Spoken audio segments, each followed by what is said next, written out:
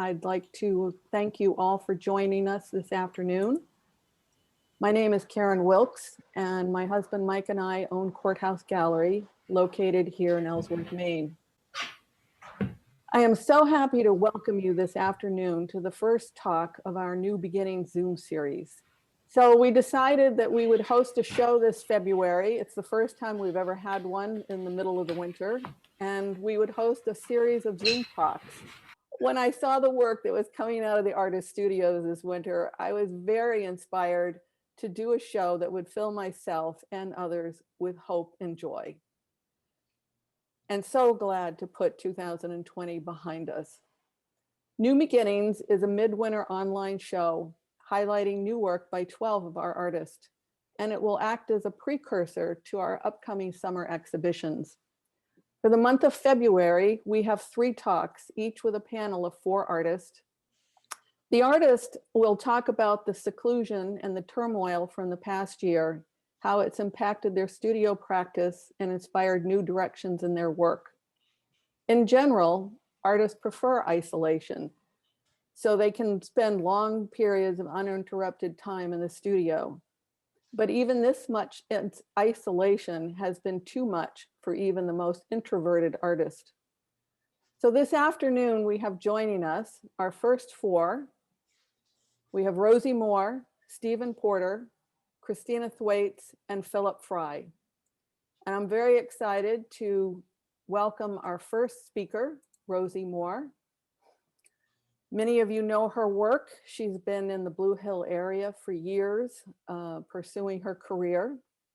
She is most influenced by the 2 places she loves best, Maine and Mexico, 2 very different locales, and the objects that excite her visually. Although she is known for her seascapes, and as much as she enjoys painting outdoors, it is the challenge of the still life where Moore excels. Moore graduated from Wellesley College and earned an MFA from the American University of Washington, D.C., where she also received the David Lloyd Krieger Award.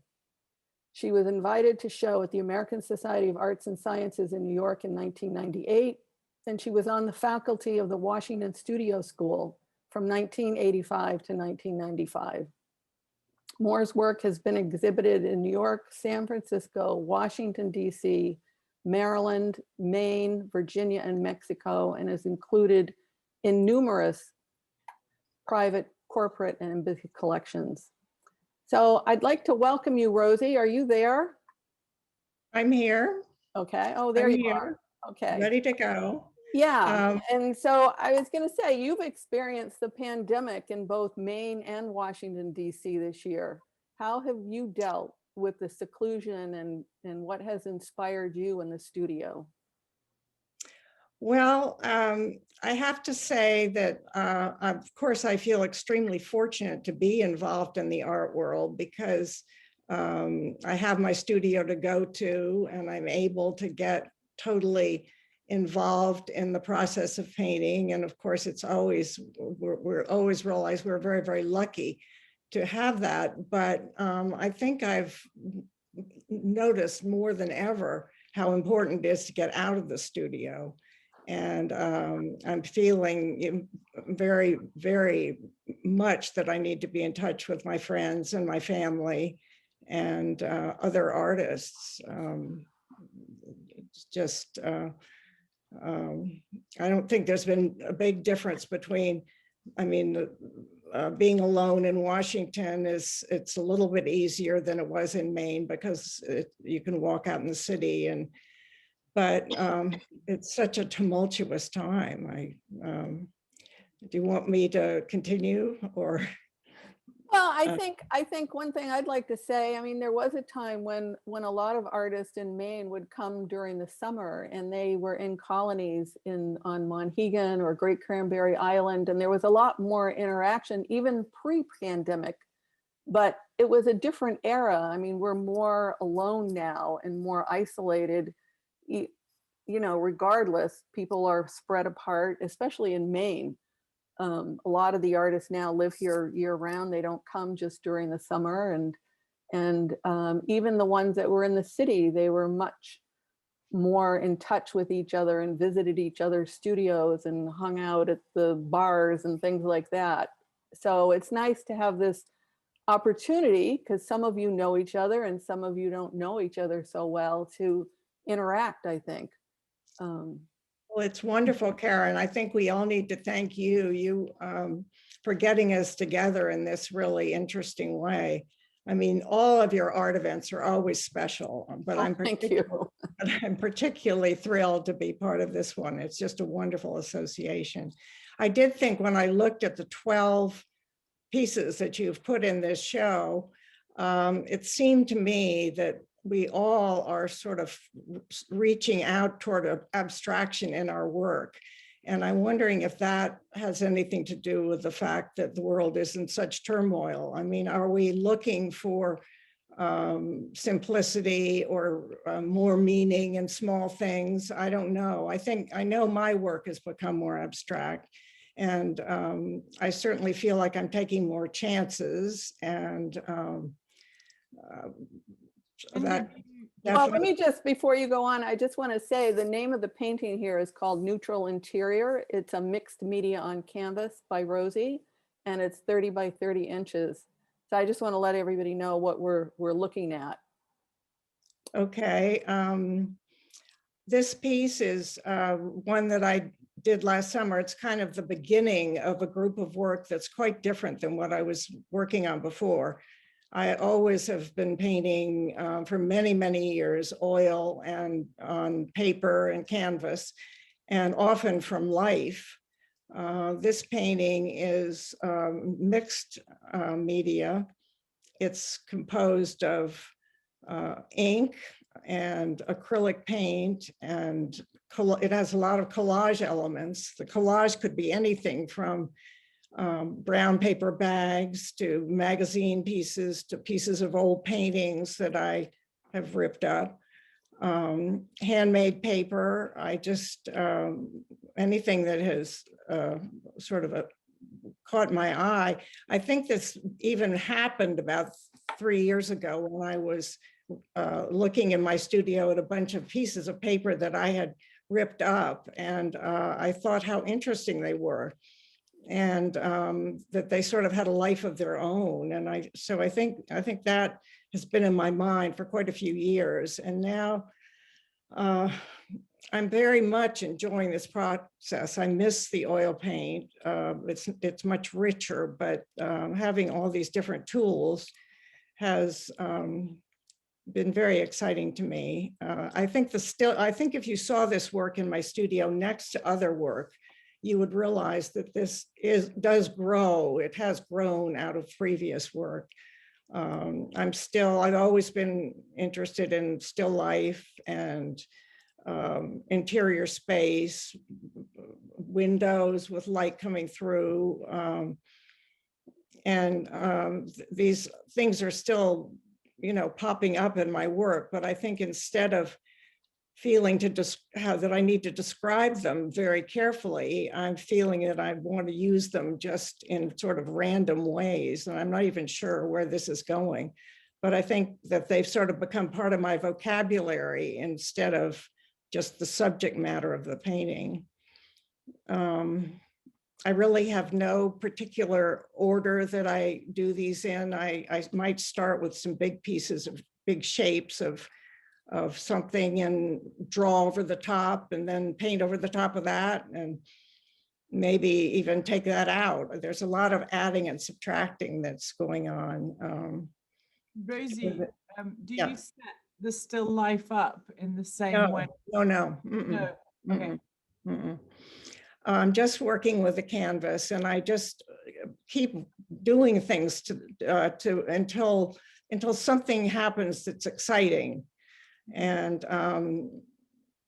so you don't have an actual still life that you're setting up, Rosie? It's just sort of growing on its own? Yeah, wow. Completely.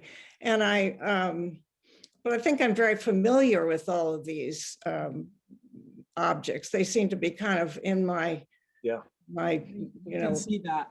You can really see that the still life. It feels like you work. Yeah, I think that what is the biggest challenge and what I'm really struggling with is the space, because I'm trying to deal with 3-dimensional and 2-dimensional space at the same time in a very sort of loose way. Mhm. And when I was thinking about, I mean, I think that Western painting really is all about how people have developed space. I mean, if you think about back to Giotto and the Renaissance, it was the beginning of people delving into 3-dimensional space.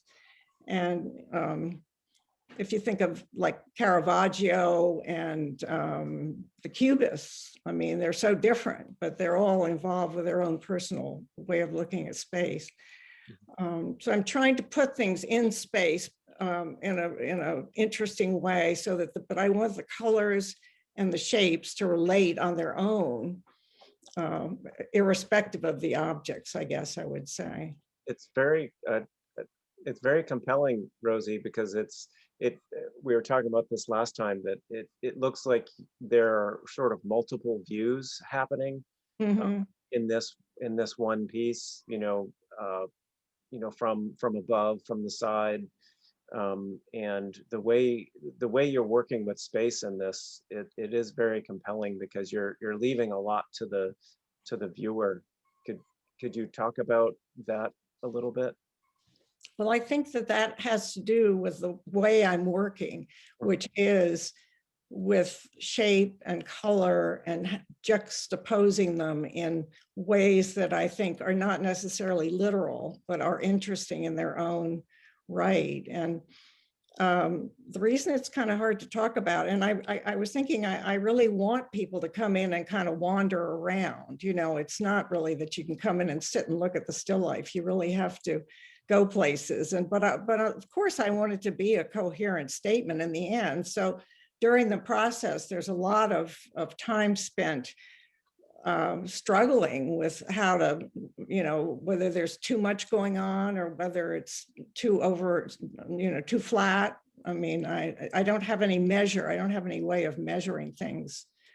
It's not too flat. I think that there's great depth, which I think is really intriguing. And if that's a bottle on the table there in the center, there's great space behind it, which I think is really wonderful. Yeah. Well, I try to have the space, but I want to pull you back forward. So when I'm working, I am going back and forth, and that's and then sometimes I scribble things out, and I kind of like the messiness. I mean, it helps me. The loose edges help all the things sort of go together rather than sit by. I don't want things sitting by themselves and calling it messy themselves. Sorry, Steve, I didn't hear what you said. I said it's not messy.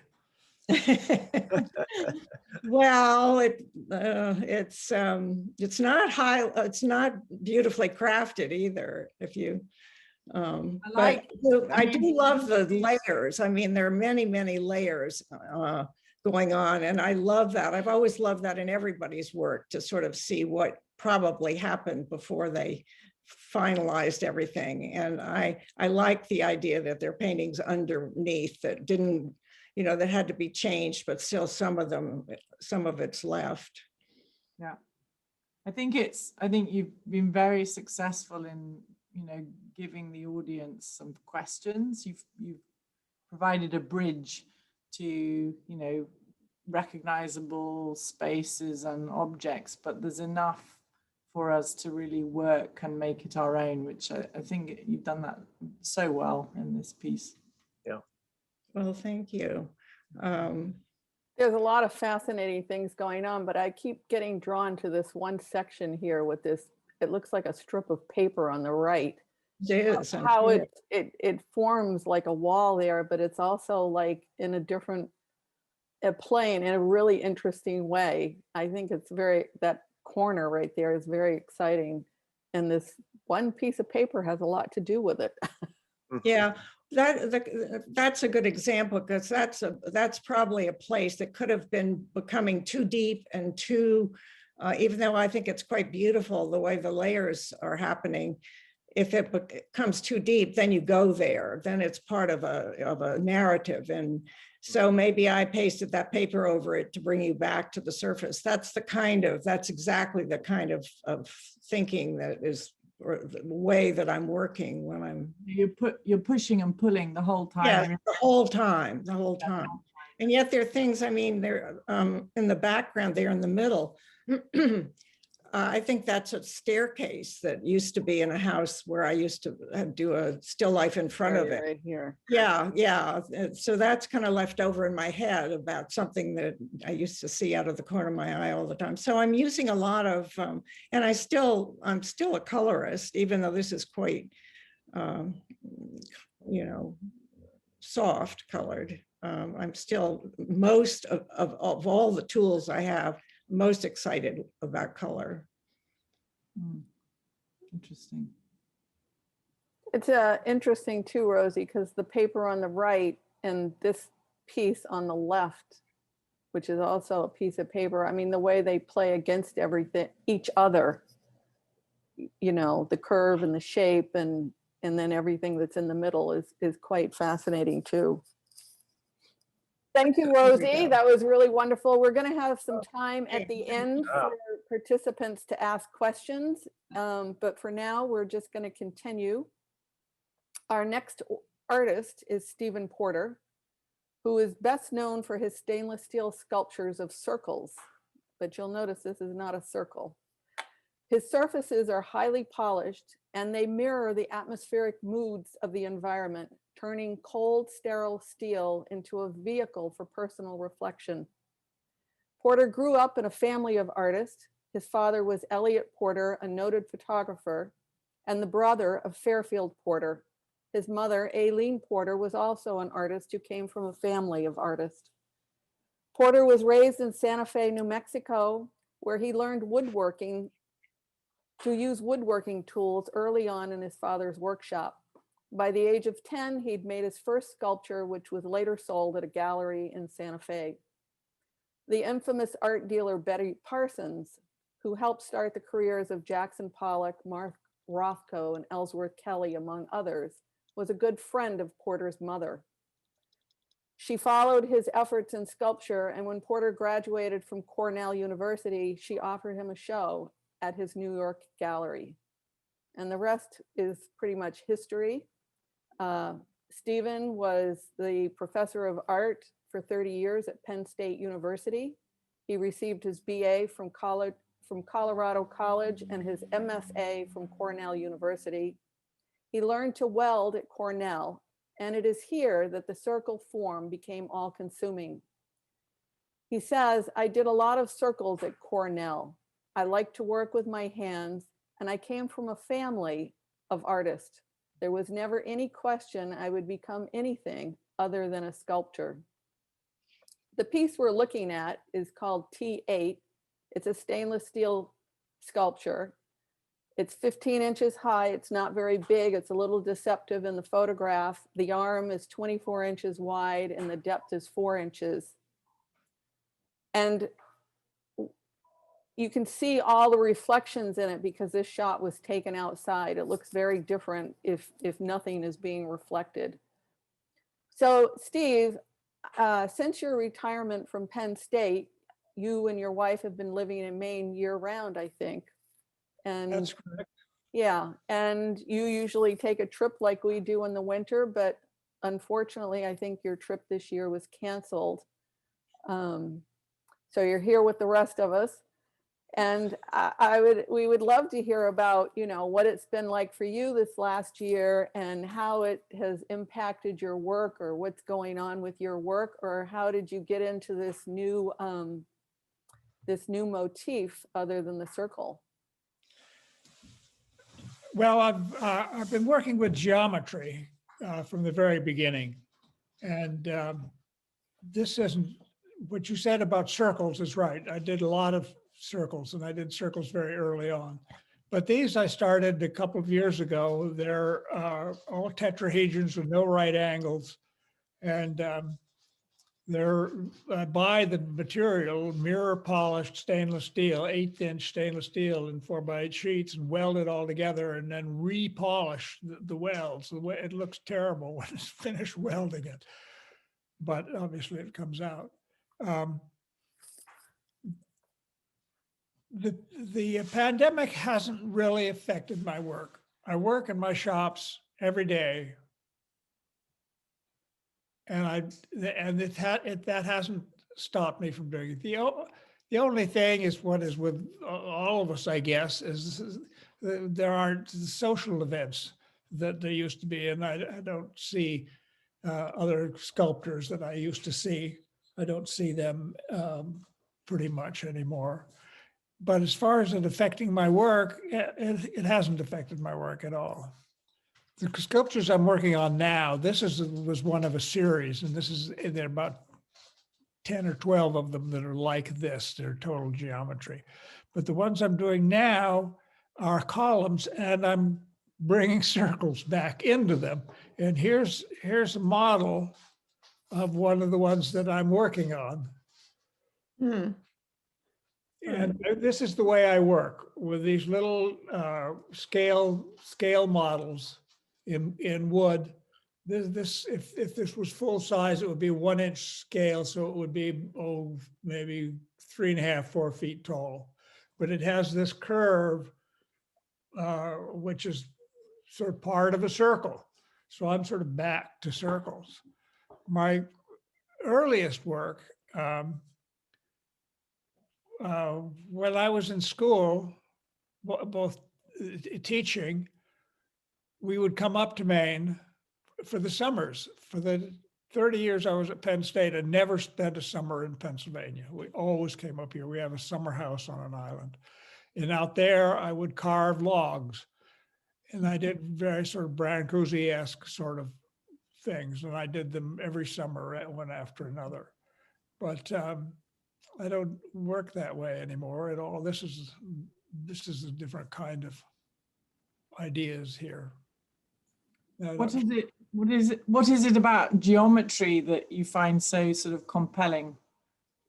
Well, that's an interesting question. I find the geometry compelling, so I don't know how to. Not everybody can say that, Steve. I'm sort of interested in the reflecting quality of this. I think it's absolutely beautiful, the way it reflects the landscape. Are you very aware of that when you're working? Is that? Oh, yes. Yeah. Because that is part of abstraction. Really, is things like reflections and things that are added to a piece. In that way, I think it's beautiful.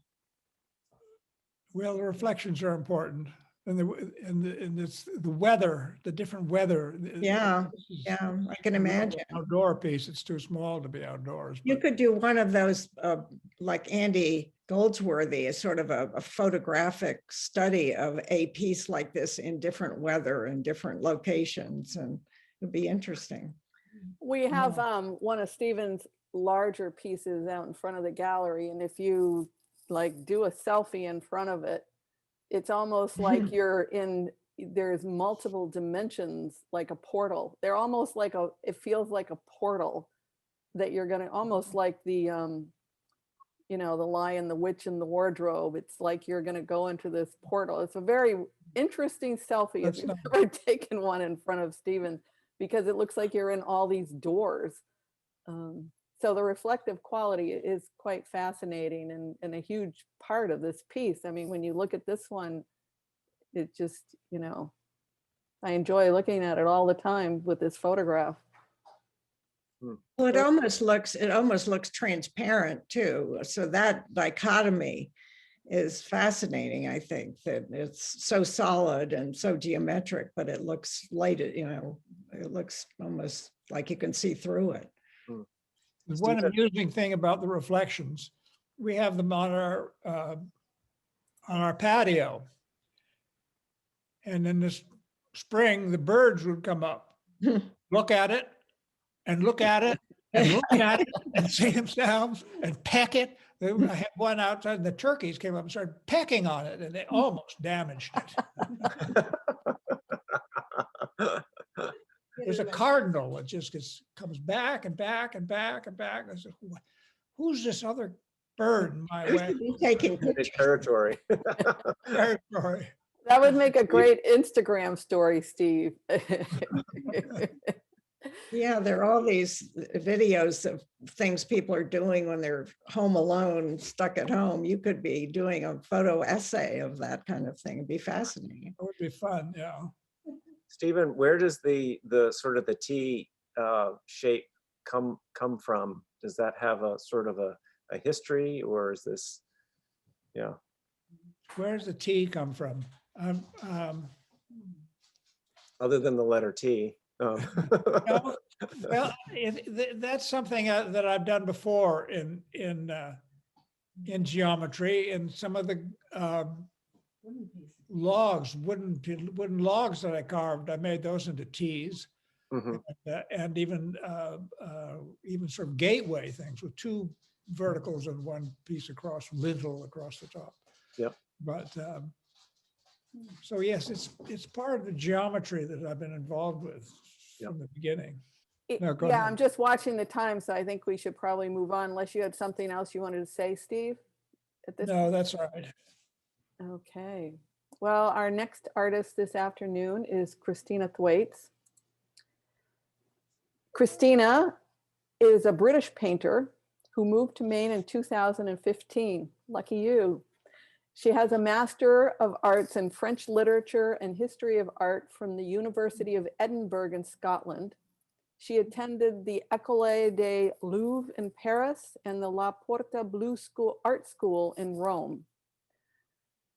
Thwaites has worked in Amsterdam, Indonesia, and in 2011, she was invited to Palestine to run an art workshop during a residency at the Al Farah refugee camp.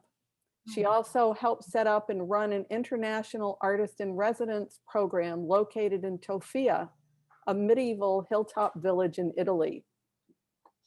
Her work was included in an exhibition at the Museum of Contemporary Art in Rome, in 2 solo shows in London and in Rome, and a 2-person show with British pop artist Peter Blake. In 2013, Thwaites moved to Australia, where she was offered studio space at the Australian National Capital Artist.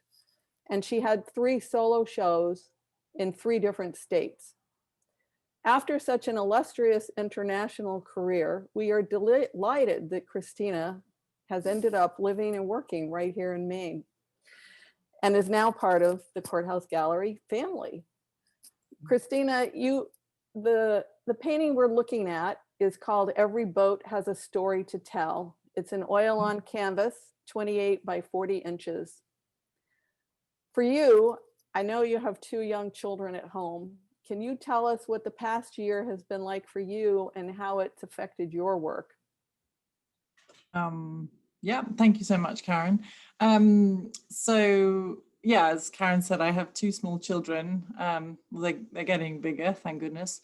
So I had to homeschool them for most of the year. So quite honestly, the biggest effect on my studio work was that I didn't do any studio work because I was mum. So that was extremely frustrating, and but you know, I feel privileged that I was able to actually be with my kids as opposed to some people who were juggling all sorts of other things. But they did go back to school in September, so I guess I can only really talk about my studio work since September. And I've been a bit I don't know how to say it in any other way, but I've been a bit mad in my studio since September. I think I've just been a bit overexcited and a bit hungry for pushing paint around, and a little bit erratic and not very logical or clear in my approach. Just pushing my own boundaries, getting, I think, quite emotional and experimental, and yeah, I just sort of feel like my studio has become a reflection of what's been going on in my head this year, which has been total chaos. So I have made work, but it's very strange in that it's all kind of I have a lot unfinished, a lot in the pipeline, but I have pulled some pieces together like this one, which I presented for this show. And I think in some ways it does reflect some of my erraticness this year. And I started in the summer, I did a painting that was exhibited this summer called The Forgotten Boats. It's of 3 boats on a shoreline, and I sort of started in this slightly more poetic, I would call it, manner in my work, and I think that that's happened more and more in my work this sort of since September, in that I guess it's more emotional, and I feel this piece is as well, with the mark making and sort of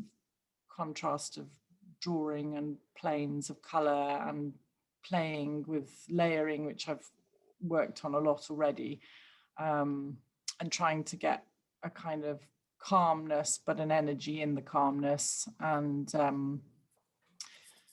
yeah, I sort of feel that all those things, you know, all your emotions have been turned up this, or certainly for me, on people I know, I feel like everyone's emotional state has been on high volume during the pandemic, and you see that in your work. And yeah, I think especially some of the mark making, I certainly feel that that kind of energy is coming out, and some of the more risky shapes. And I've got in the foreground here this kind of boat that you can see it's a boat, but it's not defined, and behind it you can see the mechanics of the drawings underneath. And I like that kind of slightly on the edge, not terribly safe, not everything explained, contrasting. If I can interrupt. Yeah, please do. What you're saying is very important, that it's not all spelled out exactly, that there's the implication of things. But what I think is amazing about this is the boat, the one boat in the foreground, the boat on the water, that's just water. I mean, I feel if I'm not careful, I'll fall in. It's just very much water, and it's very much a boat sitting there in the water. I think that's a remarkable part of this painting. Thank you. Yeah. Thank you. It reminds me a bit of the section of Rosie's piece in the top right, in sort of the same, it's doing kind of the opposite thing that piece in Rosie's was doing in the top right. It's this transparent, it's there, but it's, but it's tenuous, in a couple different ways. Could you talk about your palette, your color palette, in terms of like, What's going on? Yeah, what's going on with your color palette? I try. I mean, I've said this before in a talk, but I've done all this study on color, and now I try very hard not to think of any of that. Yeah. I mean, it's obviously there in the background, and I catch myself slipping into more traditional kind of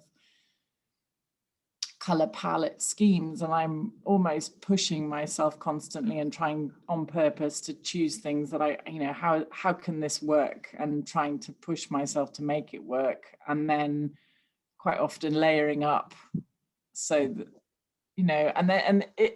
it's interesting, because when Rosie was talking about her work, I feel there's a lot of similarities in a way of that pushing and pulling the painting the whole time, as opposed to a more linear way of working, which I have worked in that way in the past, and now it's more of a sort of give and take until you get to a sort of moment when it's about to break, but you mustn't break it. It's like a sort of a split second before you ruin the whole thing. Boom, yep. You must stop. Are you working from excuse me, from drawings, Christina? Or yeah, So I tend to work from photographs, and I draw from the photographs, and then I paint from my drawings. Yeah, and I come back and forth. Sometimes I put everything away, and then sometimes I get it all out again. And it takes a long time. I'm finding more and more that I'm working, and then I stop on a painting when I'm stuck or I don't know what I'm doing, and then I come back to it. And this year particularly feels like a lot of that has happened, because I just I'm emotionally just exploding in every direction. Well, you know what what I think about your work, and I love the show you had last summer of the interactive pieces. I just feel like you're so full of ideas all the time that I just can't wait to see what you're going to do next. I really I'm looking forward to knowing what I'm going to do next. Yeah, but I'm happy with this piece because I feel like I've managed to get all that energy and just concentrate it. Well, it's beautiful. And the pieces that are realistic are so beautifully chosen. I mean, the way you've drawn the blue boat in the foreground or on the left, it's so perfect. It's so, the lines you've chosen, I mean, everything about it to represent that is so lovely. Thank you. It's really nice how she anchored the whole thing with that quiet sky. Yes. And the darkness of the quiet sky too. And I love the tree line. Mm-hmm. Mm-hmm. You know, the mark making and the tree line, I think is a lot of fun. I did the very last, I think the last thing I touched on it was this red rope you see coming from the front of the boat down to the buoy. Yeah. And it just gave the whole painting a punch in the face. Yeah, I can see that.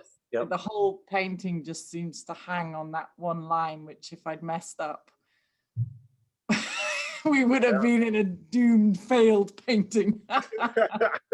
No, you would have come back and looked at it in a few days. Yeah, but you know, when you just get to that point, it feels good when it's like, yes, I just got it. Yes, stop. And then you step away from the painting. Yes, yes, put your brush down. Put your brush down and step away from the painting. Yeah. Christina, I'd like to thank you for sharing today, but it's getting a little late. So we're going to move on to our last artist speaker tonight, which is Phil Frey. Phil is a full-time artist. He's one of the lucky ones who has been able to make his livelihood solely by painting and teaching, by painting his own work and teaching workshops. Frey is best known for his bold colors and his paintings of the Maine coast and her working waterfronts. He is also the only artist who has been showing at Courthouse Gallery since we first opened in 2006. So we're lucky to have you all these years, Phil. The University of Maine of Art mounted a solo exhibition of Frey's work in 2016, and he was awarded a Helliker-Lahoughton Foundation residency in 2012. His work has been highlighted in several books, including Philip Frey, Here and Now, by Daniel Caney and Carl Little, which was published here at Courthouse Gallery, and Art of Acadia and Paintings of Portland, both by brothers Carl Little and David Little, as well as in numerous publications. Frey studied at Columbus College of Art and Design, and he graduated with a BFA in painting from Syracuse University in 1990. He lives in Down East, Maine, where he maintains a year-round studio. The painting we're looking at here is new. It's called Interlude. It's an oil on canvas and it's 18 by 24 inches. So Phil, as a full-time artist who does some teaching in your workshops, what kind of challenges has the pandemic created for you, and has it affected your work in any way or your studio practice? Yeah. Well, I think, like others have said, it's been a stressful, obviously stressful in various ways and in different ways for people. In particular for me, you know, a lot of stuff closed, and I had workshops canceled and so forth. So I had to make this switch, buy some equipment and start to be able to try to teach classes online. And so there's a very slow, a gradual learning curve there in terms of the technology and cameras and this and that. So, but it's working now. But of course, as we've all know, technology is changes all the time, and there's always some kind of hiccup. But in terms of the work, it's I've been going outside a lot more this last year. I mean, I was outside a lot anyway in terms of the inspiration for my work, but because of the inability to, you know, to get together socially with people and do the things that we would normally do, that's sort of been my not only the solitude of the studio, but also the solitude of outdoors and getting that inspiration.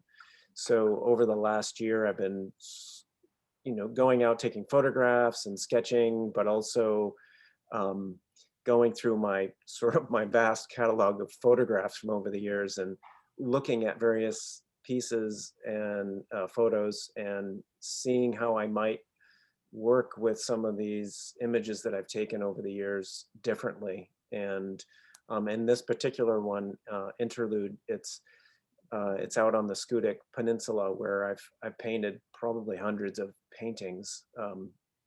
And this is part of a series of paintings that sort of started, I guess, last year, last summer. There's a particular piece called Liquids and Solids that was from a visit to one of the beaches on Scudic, one kind of the rocky beaches on Scudic. And my girlfriend and I, Isabella, were out sort of trying to find some shade on a really hot day on one part of the peninsula, and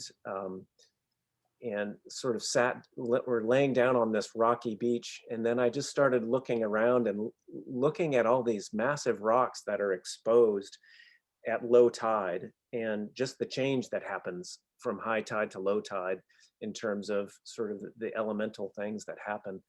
And so that spawned a whole, you know, inspired a whole new series of work, and really kind of looking at the elemental aspects, and in particular this one looking at the elements of the water and the sky and the granite shelves, and also looking at the sort of trying to abstract the work, as well as sort of get the feeling of the elements, being out in the elements. So that's what this one has sort of inspired.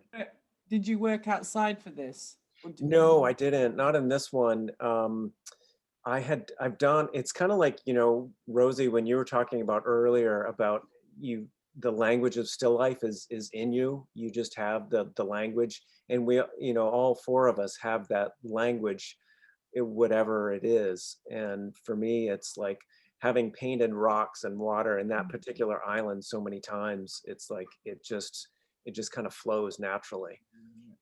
So this was from a photograph, but there's this kind of like you, Christina, there's this process of sketching work. You know, when I'm working in the studio from a photograph, there's doing a sketch from it, and then I paint from my sketch, and then a little bit from the photograph. And at some point I just jettison all of that, and it becomes just about the painting and how is it working on the surface. And but you know, in this particular painting, you know, I would have put money on the fact you're outside. It just feels so like you're in the element. It does, doesn't it? Yeah. The atmosphere with the fog just sitting there and the sun in the foreground is just so caught so beautifully. The sky, I think the sky is just beautiful. It's got so much going on in such a simple way. The sky and the water are amazing, I think. Yeah. And the island. I mean, I've been out on the bay a lot, and I've seen islands in the sky and the water, and that's it. That's it right there. Yeah, yeah. And you know it's going to change any minute.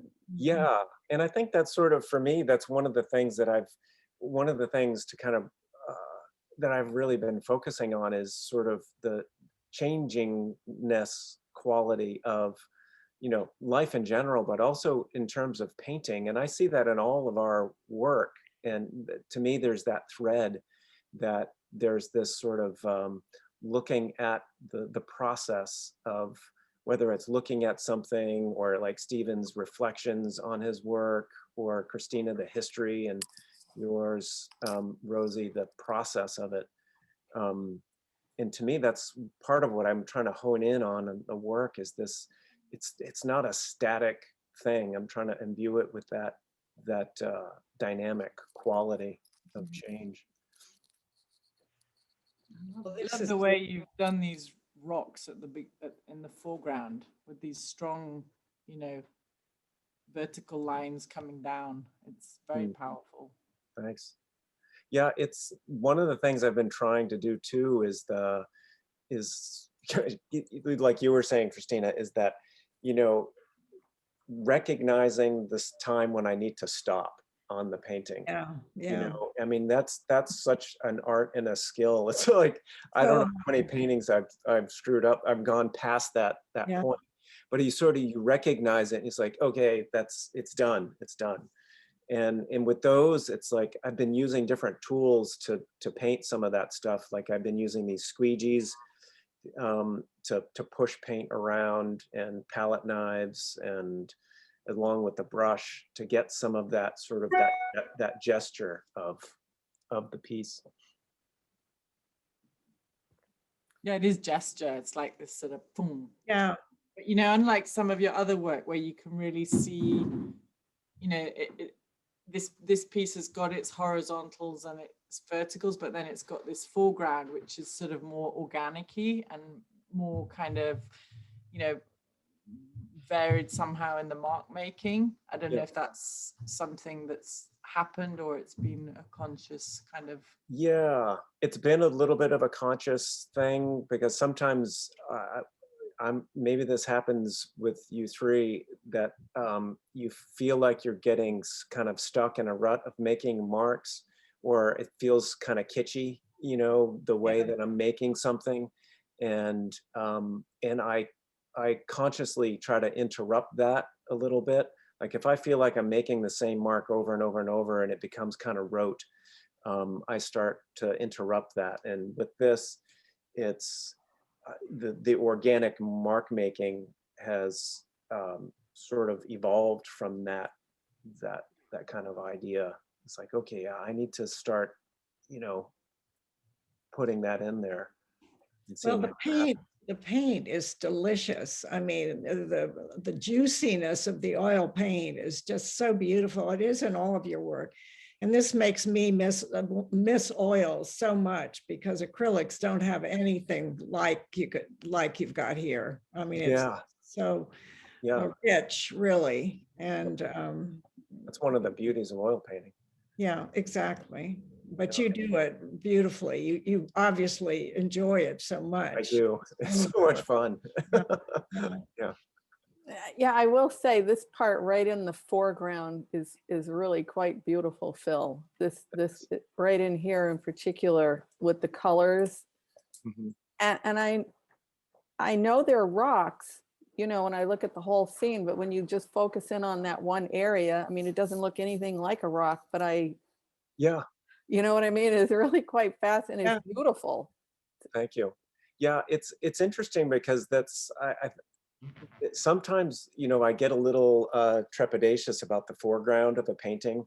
It's like, how am I going to paint this section of it? And because, I've been talking about this idea with some of my students. I think of, when I'm looking at landscapes, I'm thinking in terms of the planes, like the rocks are these obvious facets and planes, and the sky and the water. And then of course the plane of the granite face, the however you want to call it, but trying to assert that, but also be kind of a little bit loose with it in terms of the texture, and not to overstate it, kind of like what you were saying, Christina, not trying to overstate something. I mean, I think in all paintings, and you know, in this one you've done it beautifully, you've got to have these balanced areas of, you know, worked and unworked, so that you get that balance, so that some areas are tighter than others. Mm. And yeah, it's hard in the foreground. Yeah, yeah, It's yeah, hard. I don't know when you added it, Phil, but it sort of feels like Christina's red rope coming off the boat, but this shadow that comes across here yeah, really kind of makes the painting for me. You know, all the elements are beautiful, but that is so, I don't know, it's like a focal point. yep.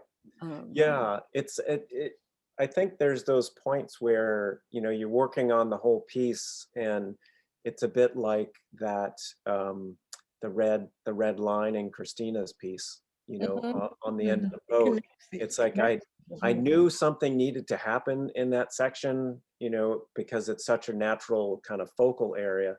And I kept experimenting and scraping off, and then finally I hit upon those marks. Well, it's getting late, and I'd like to take these last few minutes to open up the audience to any questions. There is a raise your hand feature on Zoom. If you have a question, you can go ahead and raise your hand, or you could try and unmute yourself, or I will unmute you. Or I think you can even chat your question if you'd like to. So my hand is raised. Hi, Okay. Hi, Margaret. How are you?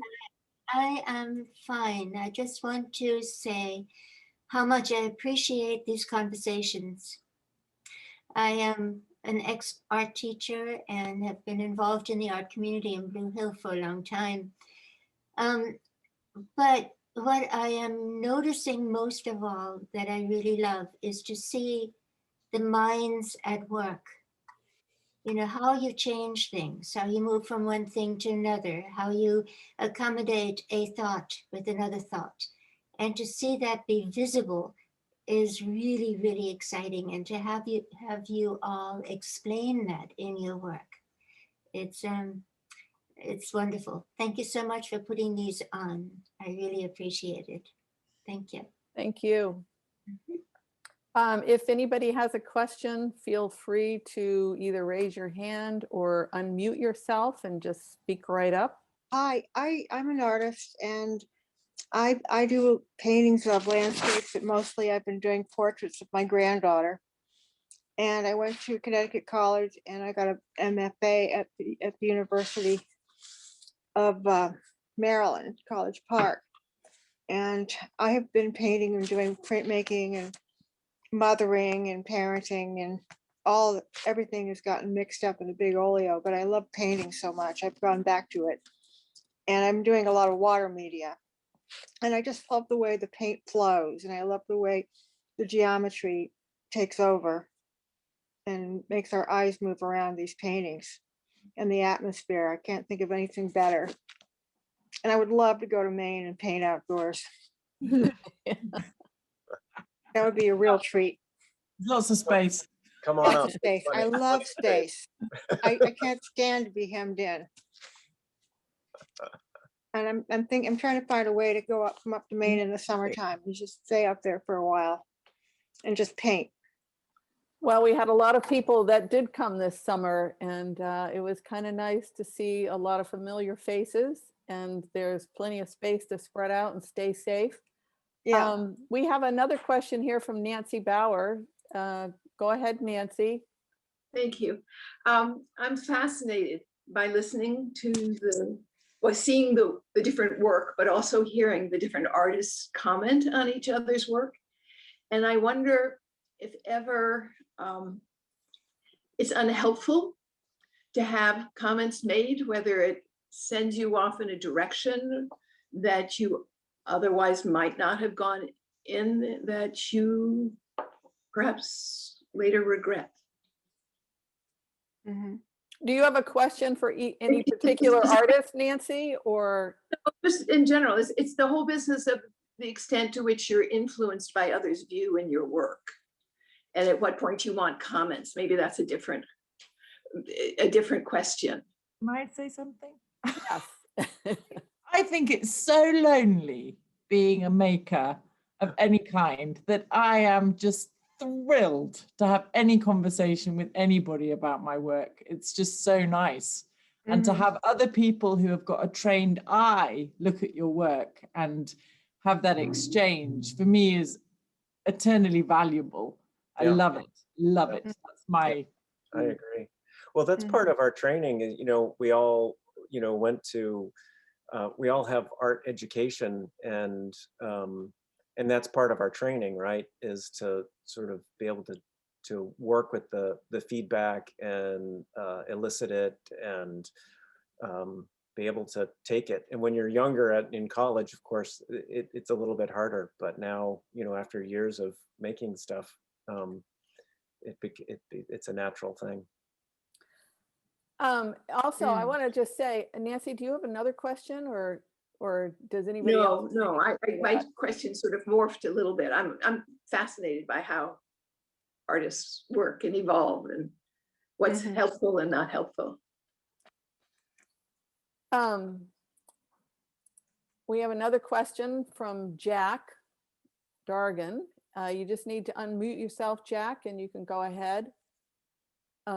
Also, if you have a question for a particular artist, just let us know who you're directing it to, and we'll pull up that artwork. Hi, Karen, can you hear me? Yeah, hi, Jack. How are you? Doing good. How are you doing? Very good, very well. Thank you for putting this together. What a wonderful evening, or a late afternoon, I should say. Well, I think I have a question that I'm going to address specifically to Stephen Porter. And it really plays into to the works that the four spectacular works that you've highlighted today.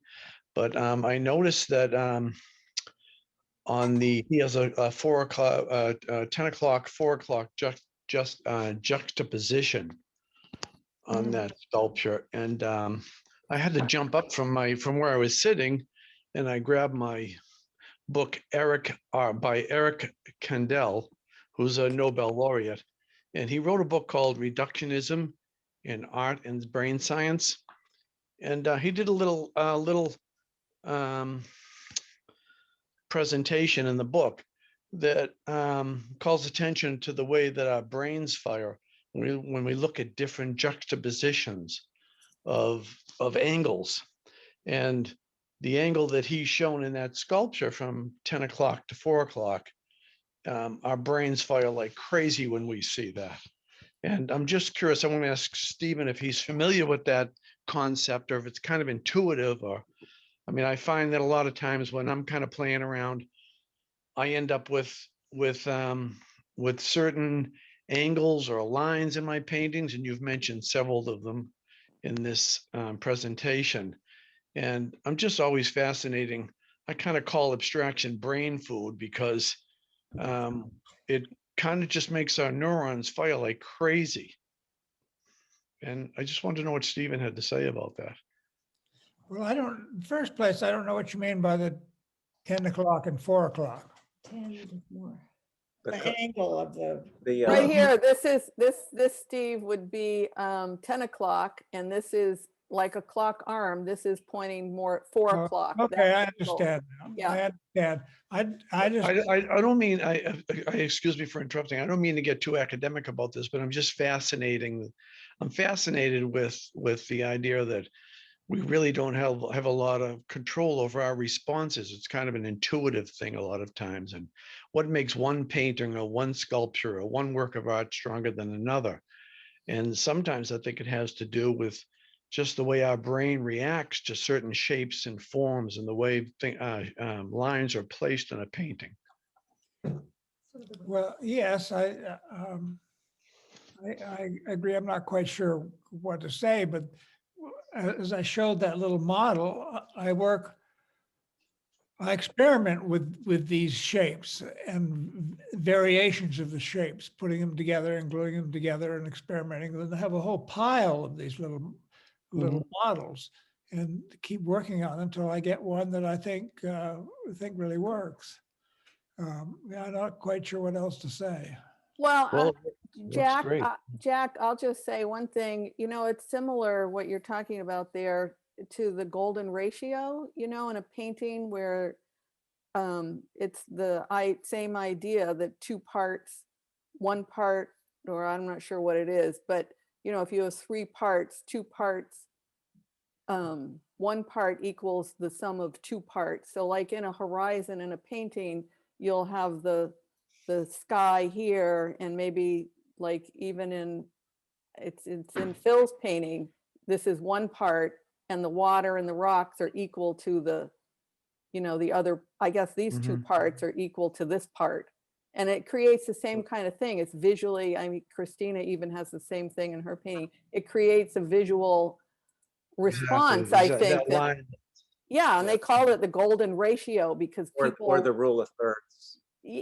Exactly. You know, I'm aware of the golden ratio, and I've often wondered whether I want to use it, but I don't use it. I get these proportions by what I think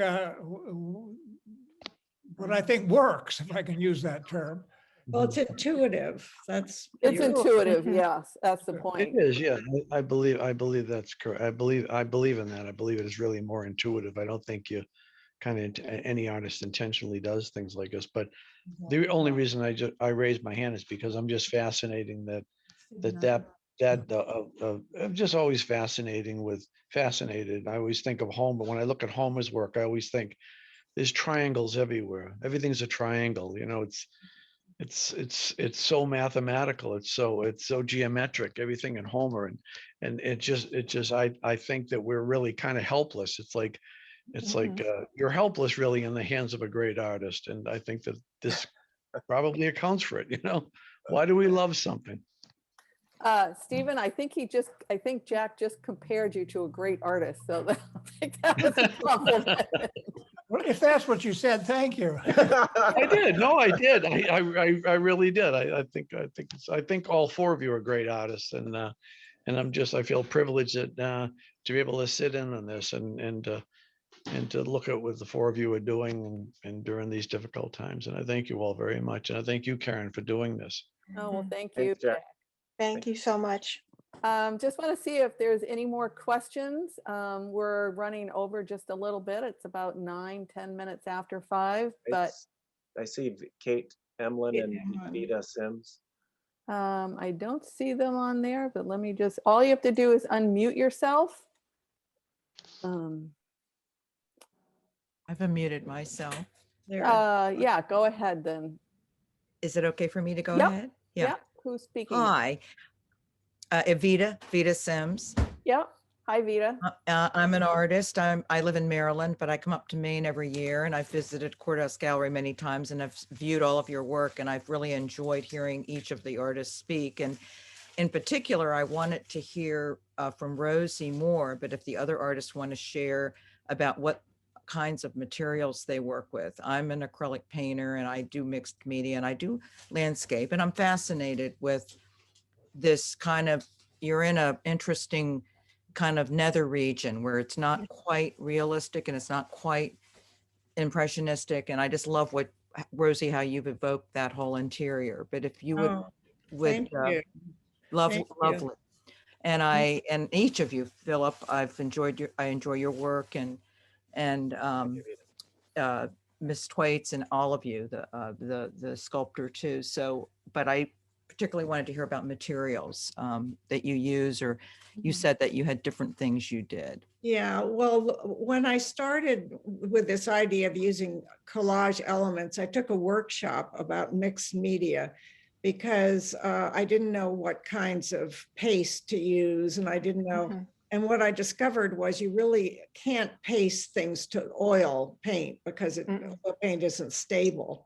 So I had been using pieces of work that I'd torn up that had oil paint on them. And so I started to use acrylic, and I don't love it the way I loved oil, but it does have other properties. It has this ability to, it has transparencies that Mhm. you don't see when you put it down. You have to wait a few minutes and the things emerge through it. And I really don't know acrylics very well. I should talk to you. You should I don't know about come and tell me. I have so many questions about acrylics, but I think it is the appropriate thing to use for this kind of a process. And the other things, I mean, I use charcoal, anything lying around, Mhm. I use. I can see some things like that little checkered thing down in the corner is actually a piece that I think it originally comes from the idea of tiles in Mexico, but I had that in another painting, I think, and I ripped it out. That's probably a watercolor or something. Anyway, I use acrylic medium to glue. Yeah, do you use any scraping materials or mark making tools where you mark into Or, it or? yeah, I use pens, felt tip, sharp, acrylic markers, and I don't really move the paint around. I have learned about acrylic now that because I love texture, and I've now learned that if you pile acrylic up, you can actually, let it dry, it actually can be a sort of like a piece of heavy paper or something. It has a whole different, so I'm open to anything. I need everything, all the help I can get. Well, I've enjoyed working with squeegees, and I think that Philip, you mentioned something about that. And Mhm. I'm intrigued if anyone else wants to chime in and share about some of the tools that they use or things that they particularly find enjoyable to use with their paint or however they work. Christina, Phil?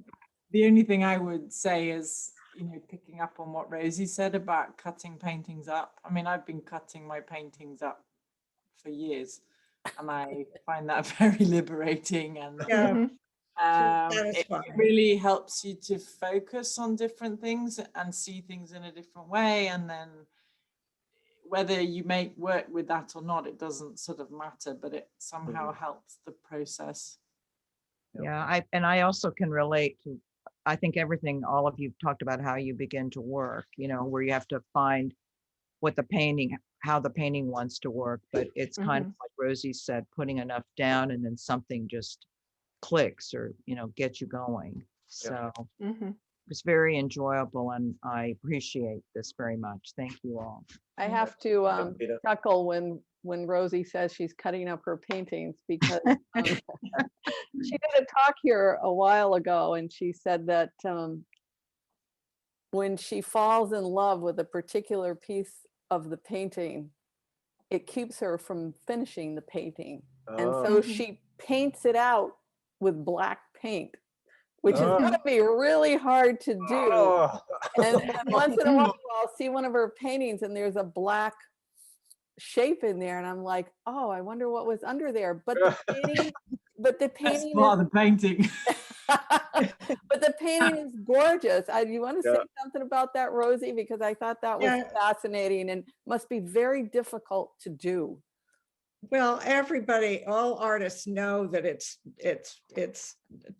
lethal to fall in love with a piece of a painting. I mean, especially if you're only in the beginning of the painting and you put down something and you think, oh, wow, boy, did I get that. You'll end up painting around it for 2 weeks. Right, exactly. Finally ruined the painting entirely. And I promise you, every painter knows exactly what I'm talking about. Yeah. And this process of gluing things on, that's just another physical way to say, get out of here. Well, you've expressed that one the best of anybody I've heard. You're exactly right, Rosie. I'll never forget that. And it's the same thing in writing. You'll fall in love with a Right. paragraph or a phrase that you wrote, and then you can't write anything else. But the Right. thing about writing that I envy is that you can save what you wrote the previous piece, and you Yes. can go back to that once when you're working in art, it's gone. I Mhm. mean, you can never get that back. You can get something else, but you can't get that back. Yeah, unless you cut it up and recycle it. Reuse it, yeah. Or that's- paint over it or scrape it off. Or, I think, thank you for that question. I think Kate Emlyn had a question. Are you still there, Kate, or did you take off? I'm still here. Oh, go ahead, Kate. Well, my question to Stephen was pretty much answered. The question was to what extent he was using geometry, not only for the individual elements themselves, but the whole proportion of the piece. And I think Stephen, you answered that it's more intuitive than Mhm. actually figured out. Yeah, it's intuitive. I just fiddle around with a model with a piece of wood and cut it out and shape it and try it, and not quite right. I do another one till I get it right, and Mhm. then I make it bigger. It's interesting that you can do those little models and envision them larger. I mean, that must be a skill that you've been honing over the years, of being able to change the scale and know what it's going to be, whether it's going to work or not. They're scale models. So I can take Mhm. a scale ruler and I can measure them exactly. Mhm. Yeah. Mhm. My other comment, I just wanted to reinforce the reaction to Philip's painting. I'm surprised that you didn't do it on site, Philip, because it evokes it evokes it like a particular time of day, just Mhm. as that late afternoon wind is coming in. Yep. Mhm. And maybe there's a fog bank coming, and it's so evocative of a particular time of day, month of the year. It's Yeah. Yeah. really extraordinary. It really gives a very strong feeling of that sort of late afternoon wind coming up.